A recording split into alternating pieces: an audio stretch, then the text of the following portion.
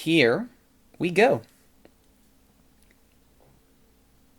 Hello everyone, my name is Rituro, but you can just call me Mr. Unemployable. We are at the 3-quarter mark of the 2019-2020 season in League 2 in England with Grimsby Town. Our featured match today will be against our fierce rivals Lincoln City, who are currently in third. Oh, this is going to be a tough one, considering that we are only 4 points out of a playoff spot, and if you can believe it, not long ago we were only 2 out. And then Forest Green beat us. But I'm getting ahead of myself here. We'll get to that in just a second. Couple of comments from YouTube that I want to get to right off the top here. Matthias Monk asks, can I show my profile and stats for my career? Well, that's easy enough. Haven't certainly done that in a very long time. So there's my profile. Currently 36 years old in-game. And my stats have gone up quite a bit since I got that Continental C license. I should think about getting Continental B. I wonder if Grimsby would pay for that. Oh, we'll get that next season. Next season, there is my employment history. Oh my goodness me. So many horrible times. Gjoviklin, Haverfordwest, and Energia Nova. Again, Haverfordwest wasn't that bad. I mean, it was only not that far off. Pretty close. Not that far off from getting promoted or surviving relegation, let's be honest. Glentoran, of course, my best showing to date, and Grimsby Town, where I am now, hopefully I can say 2 international jobs, the Canadian U23s and Nigeria. 4-4-2 is my favored formation, the narrow diamond, not a shocker there. Currently sitting at 94 wins, 63 losses, and 94 losses. Wins, draws, and losses. Considering all that horrible showing in Ukraine, it's actually not too shabby that I came out of that now with more or less a 50-50 record with draws in the middle. Not too bad at all. Negative 49 goal differential. Well, that has to change right away. Definitely got to score a few more goals. Also got a couple of achievements to my name here, so let's go ahead and take a look on at that. Over the information side here. No, that's pretty much exactly what I thought it would be. Hang on. There we go. History overview. Boom. 5 head coach jobs, 2 national head coach jobs, 105 players bought for 70,000, 3 sold for 10,000. Highest fee spent, well, of course, we know that one. Shannon Klukas dropped the big money on and didn't really get that much out of him. I've also managed to earn about $250,000 in my career, which is not horrible, all things considered. Paid out way too much to agents, though. That's for sure. All right, then. So that is how we're looking at. One quick thing I want to show here is my achievements. We do have those 2 cups to my name.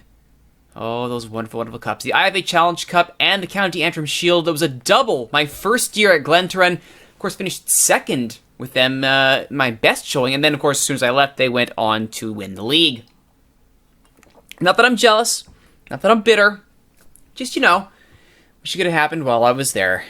Anyway, there you go, Matthias. There's a quick look at my profile and my stats. One other comment here from FNK Gaming, asking if I would upload more frequently. Oh my goodness, I wish I could just sit at home and record episodes and upload more frequently, but unfortunately, work tends to get in the way. Such is life.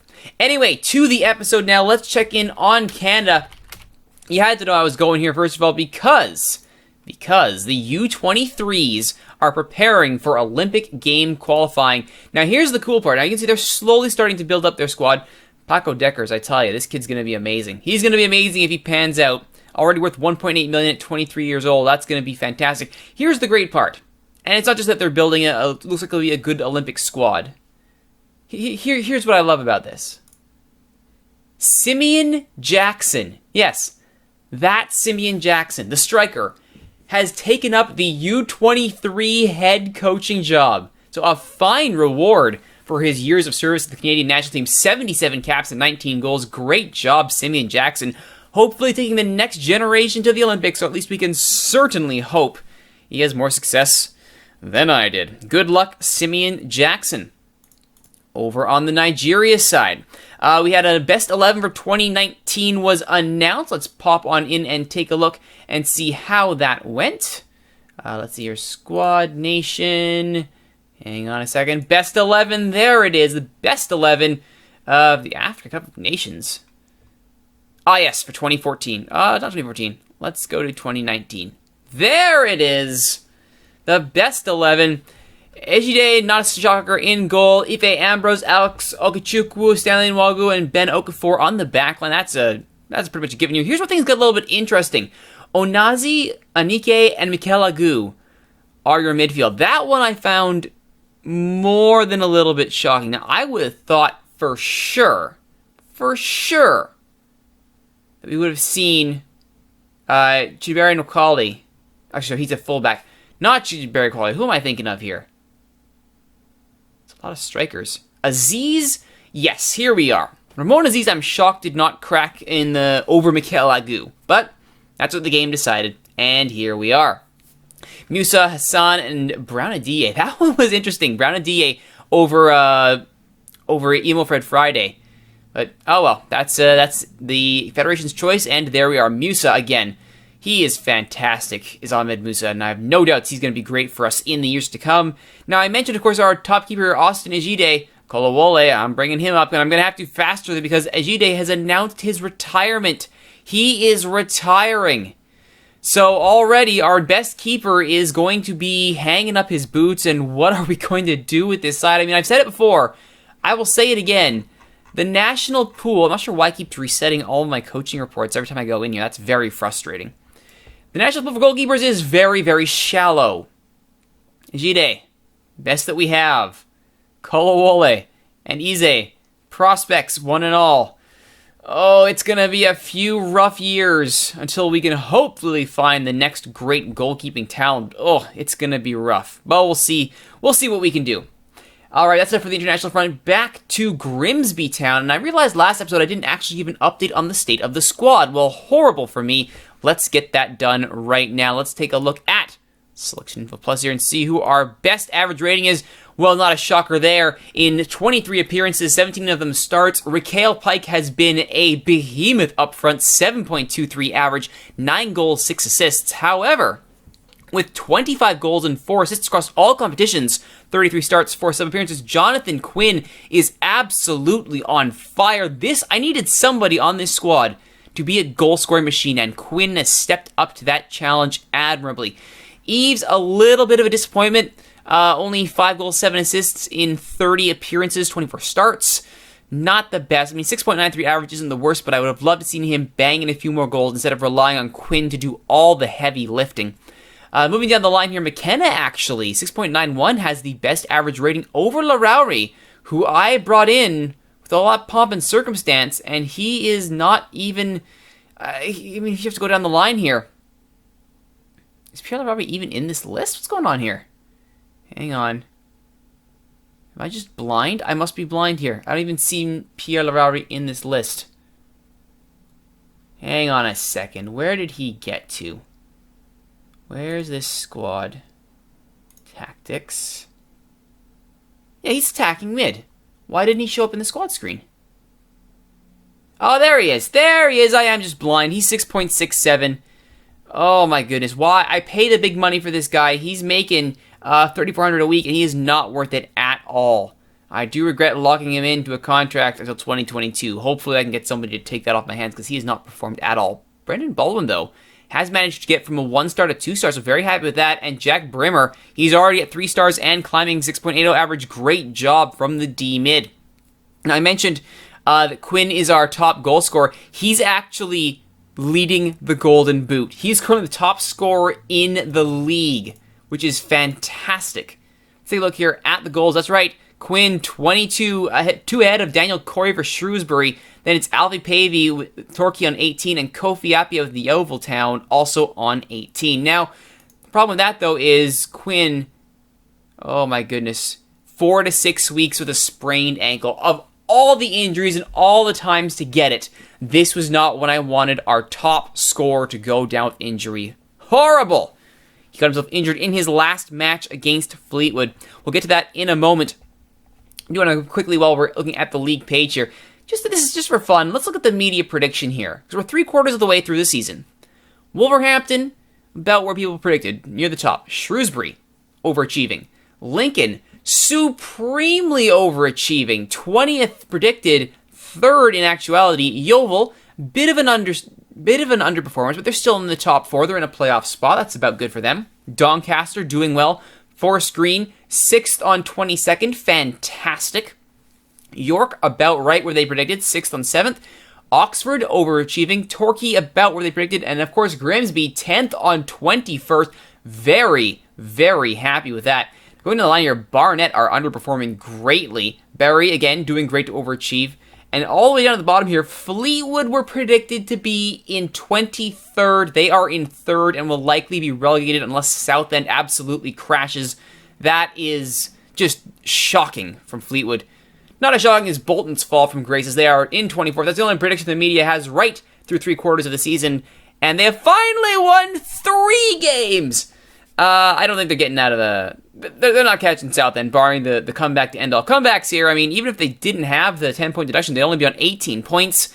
It's likely they are going down. Oh, how the Bolton Wanderers have fallen. One final thing to look at here in the league is award winners for Head Coach of the Month. And look at that. Somebody finished 3rd with 180 points. Well, how did that happen, you may be asking? Well, let's just take a look at how my January went, shall we? Beat the top team in the league. Drew Torquay. Beat Chesterfield. Drew Rochdale. Drew Oxford. We really should have won that. Were not for a late goal. Really should have won that. Which would have been, draw's a great result, but we really should have won it. Gateshead. Yeovil. Hartlepool. Again, that's all of January undefeated, plus midway through February. For finally losing to Forest Green 1-0 at Blundell Park. Unfortunate loss. Not helped by the sending off of Jack Brimmer in the 90th plus 4th minute. 4th minute of stoppage time. I guess we could say it full time. Then just to make that up, we beat up Fleetwood Town. Quinn scored a brace and then had his ankles broken. So, such is life. I will say this, though. One match I do want to point out here is this 2-1 win against Chesterfield. The 2-1 win against Chesterfield is notable for one very, very important reason. The return of Josh Thompson from his knee tendonitis. A 6.2 is not his best day at the office, but he did put in an hour's worth of performance, and he is now fit and ready to go. So glad to have him back. His ability has fallen dramatically down to 2-star. That injury did not help him at all, but he's got 5 appearances now on the season.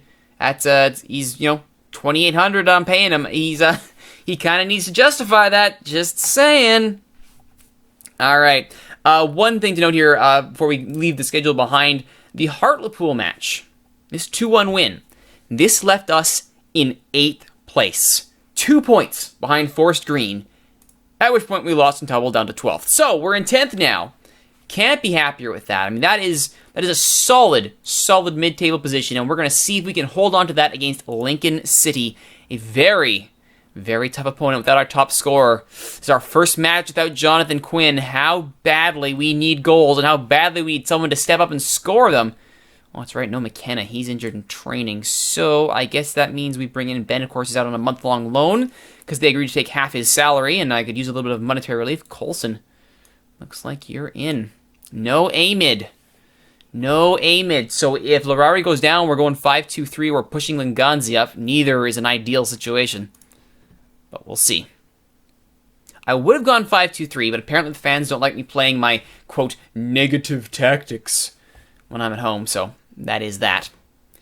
Difficult to travel, I can't see that change. See, that would be nice. If that were true, that would be fantastic.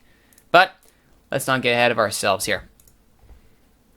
Alright. Control the players' passions.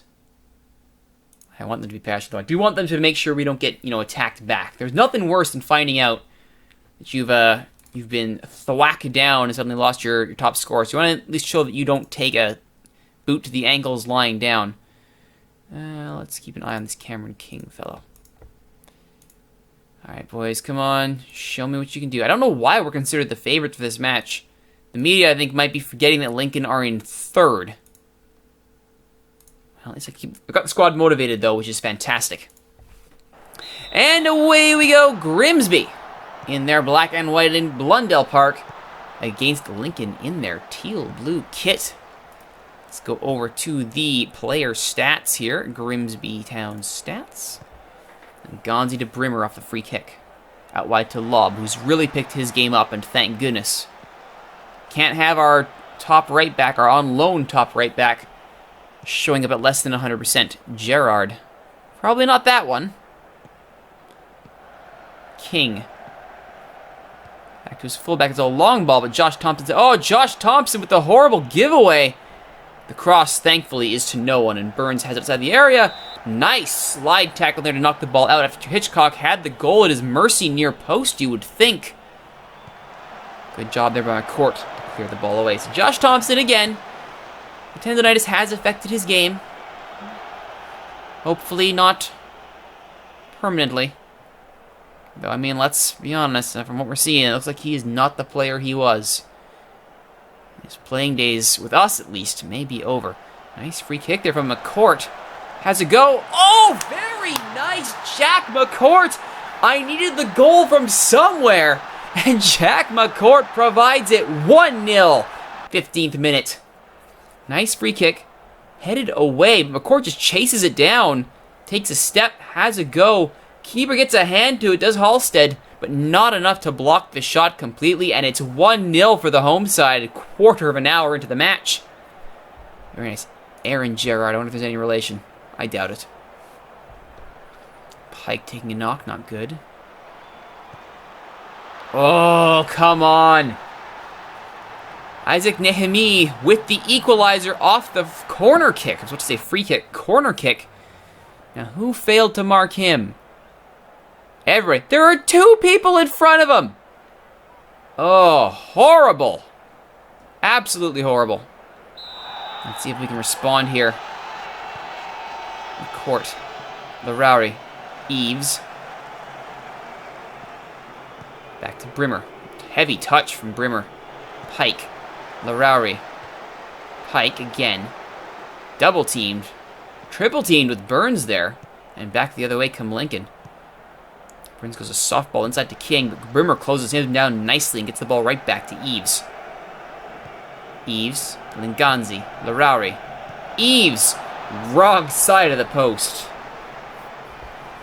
Really picked the wrong side of the net to shoot at, too. Had the goalkeeper cheating one direction. Should have gone far post. Oh, Tom Eves. McCourt. Nothing doing.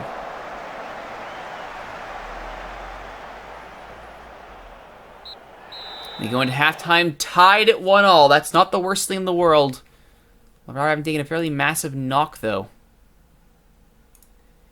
Keep going out there, guys. You can do it. Who's doing... Oh, what a shocker there. What a shocker. Swad Thomas. Just... Oh, my... I've said it before. I will continue to say it. We need help at fullback. Alright. Let's see about working the ball into the box and running in the defense. Alright. Here we go. Second half.